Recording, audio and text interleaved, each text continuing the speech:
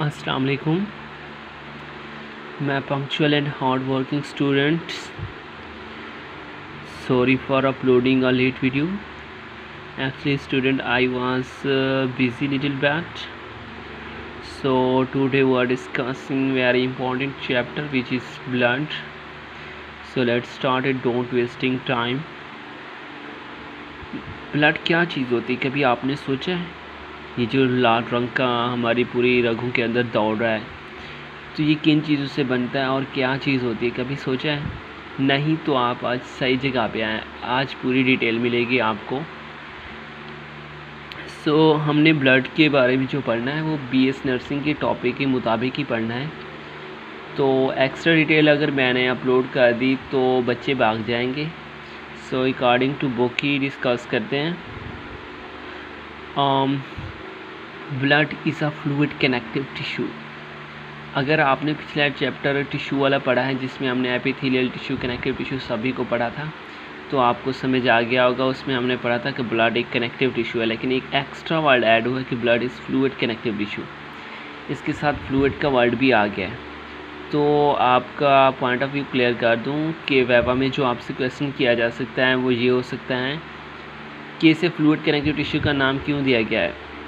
तो आप simple word में कह देना कि जो भी कनेक्टिव टिश्यू में हमने पढ़े थे उनके अंदर कोई ना कोई फाइबर था, कोलेजन फाइबर था, इलास्टिक फाइबर था, इस तरह बहुत से और फाइबर्स पाए जाते थे।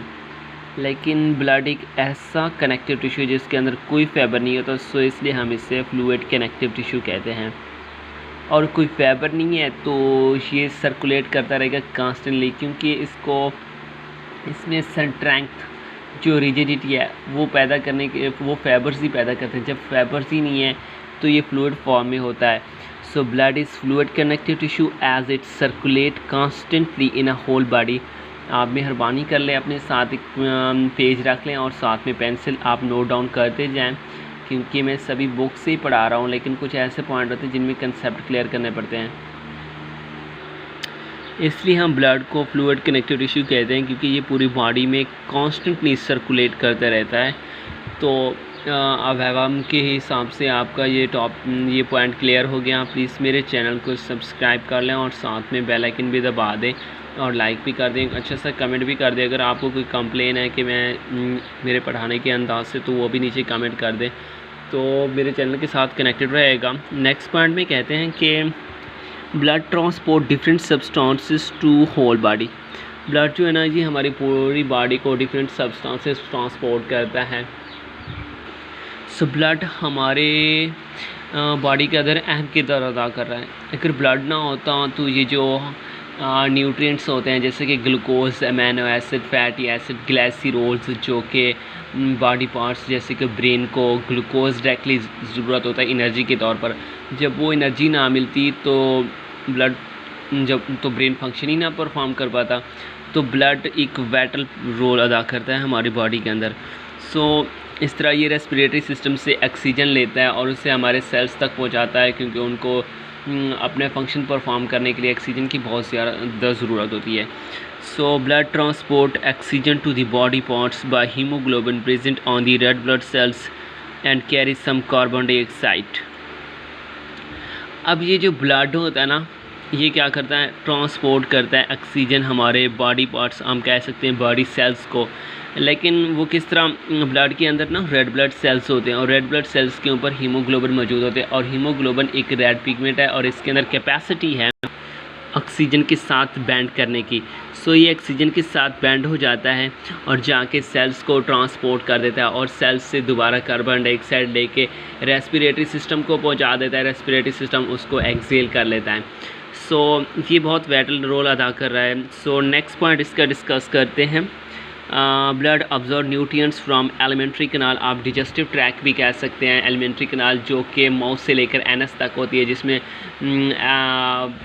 मेरे ख्याल से oesophagus, small intestine, large intestine, जिससे न्यूट्रिएंट्स अब्जॉर्ब होते हैं ना, तो ये क्या करता है, ब्लड ट्रांसपोर्ट करता है टारगेट टिश्यू तक, ताकि वो टिश्यू अपना फंक्शन नॉर्मल तौर पर परफॉर्म कर सके।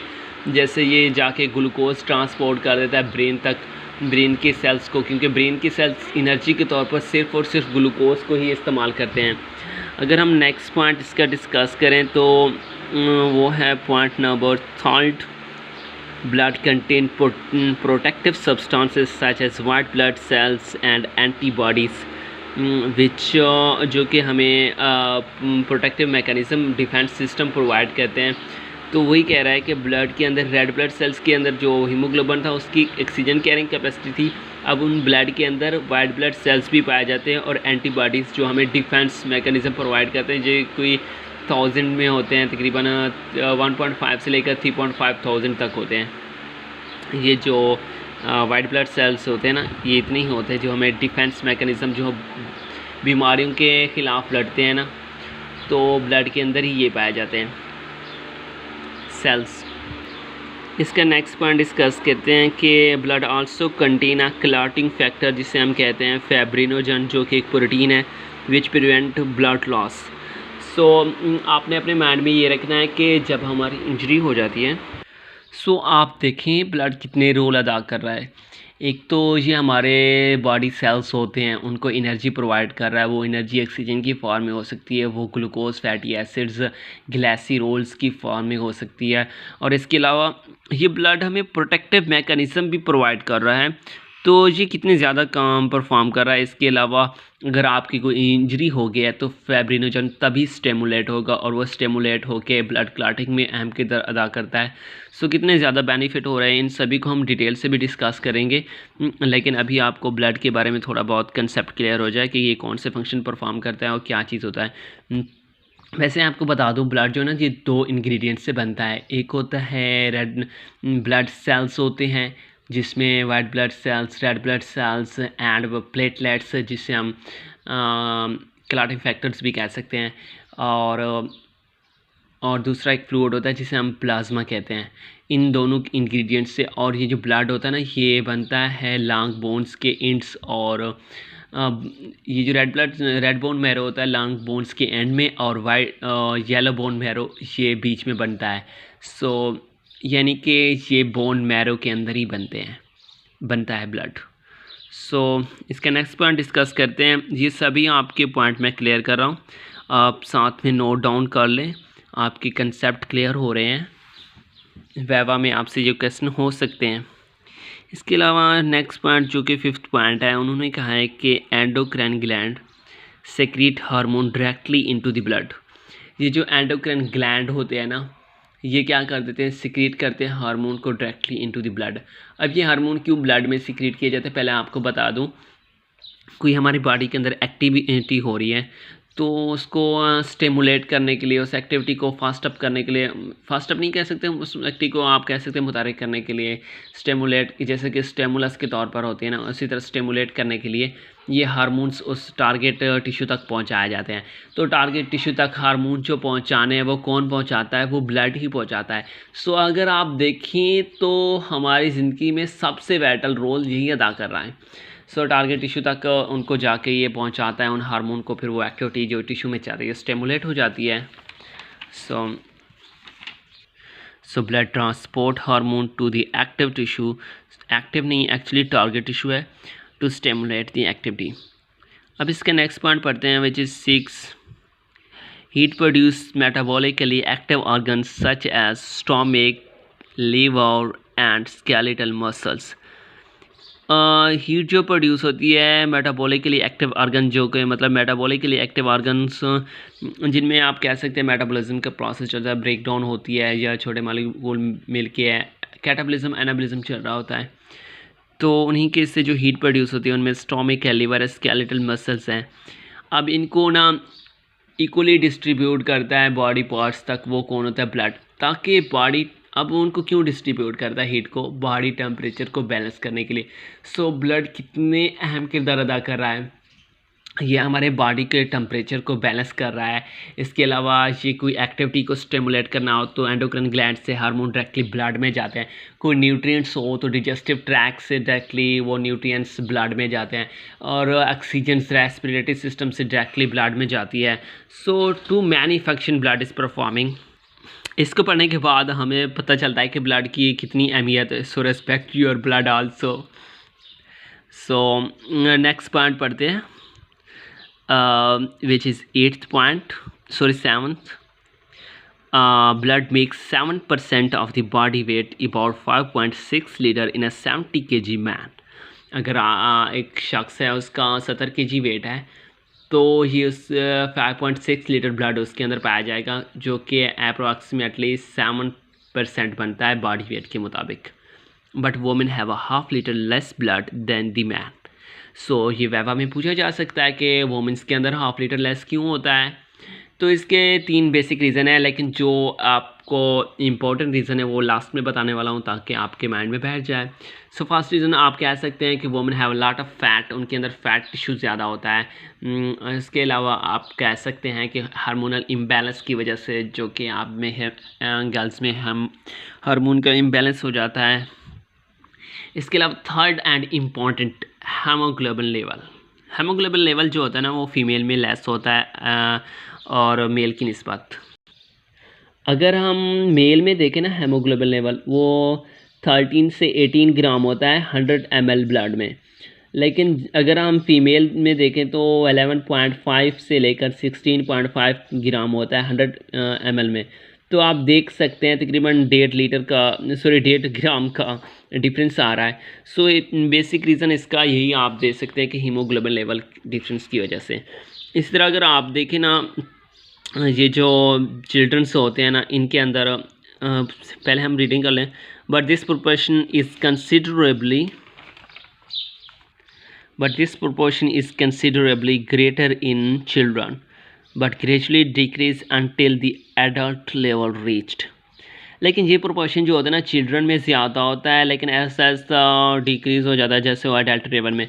अब चिल्ड्रन में ज़्यादा क्यों होता है? जब भी बच्चे पैदा होते हैं तो अगर आप जाके उनका चेक करवाएं तो हीमोग्लोबिन लेवल हम मैंस से भी ज़्यादा होता है, मतलब मर्दों से भी ज़्यादा होता है. क्योंकि रीज़न क्या है?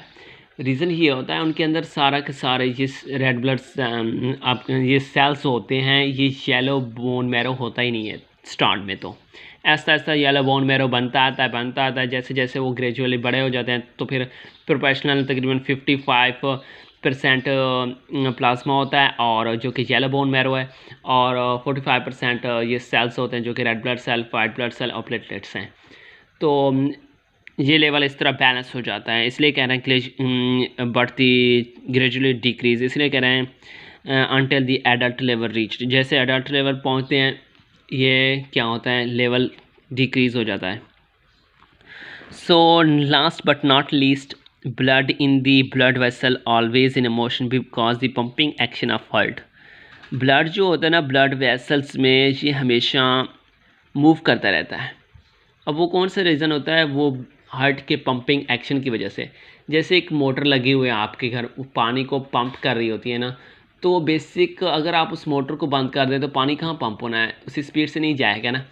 तो ये सभी कौन कर रहा होता है? हार्ट की पंपिंग एक्शन की वजह से, हार्ट के उस ब्लड को धकेलने की वजह से ब्लड मूव करता रहता है. अब हार्ट अगर इसको ना धकेलता तो ये अपर पार्ट में जैसे ब्रेन हो गया उसमें कैसे पहुँचाते हैं? लेग्स तक तो समझ आ जाती है, लो प्रेशर है, चलो हार्ट ऊपर है, लेग्स तक आपकी आर्म्स लेग्स हो गया, नीचे पेल्विक रीजन जो हो गया उस तक तो पहुँच गया. लेकिन ये आर्म्स हो गया अपर एरिया, इसी के अलावा ये आपका ब्रेन हो गया, उस तक कैसे पहुंचता? तो ये हार्ट के पंपिंग एक्शन के थ्रू ही पहुंचता है. सो दस this continue flow of blood maintain the constant environment of body cells. Body के जो सेल्स होते हैं उनका इन्वायरमेंट कांस्टेंट रह जाता है. इस ब्लड फ्लो कांस्टेंट कैसे रह जाता है? अगर ये ब्लड फ्लो ना करता तो न्यूट्रिएंट्स ना मिलते, न्यूट्रिएंट्स ऑक्सीजन्स ना मिलती, और साथ में हार्मोन्स की क्या जाके कहीं एक्टिविटी स्टिमुलेट करने तो वो ना आते, बॉडी टेम्परेचर बैलेंस ना रहता. सो ये ब्लड की रेगुलर मूवमेंट, कांस्टेंट मूवमेंट ही मेंटेन कर पाती है जो हमारे बॉडी सेल्स का इन्वायरमेंट होता है. I hope you enjoyed my lecture and cleared your doubts. So don't forget to subscribe my channel and also press the bell icon and press the like button and also do such a sweet comment.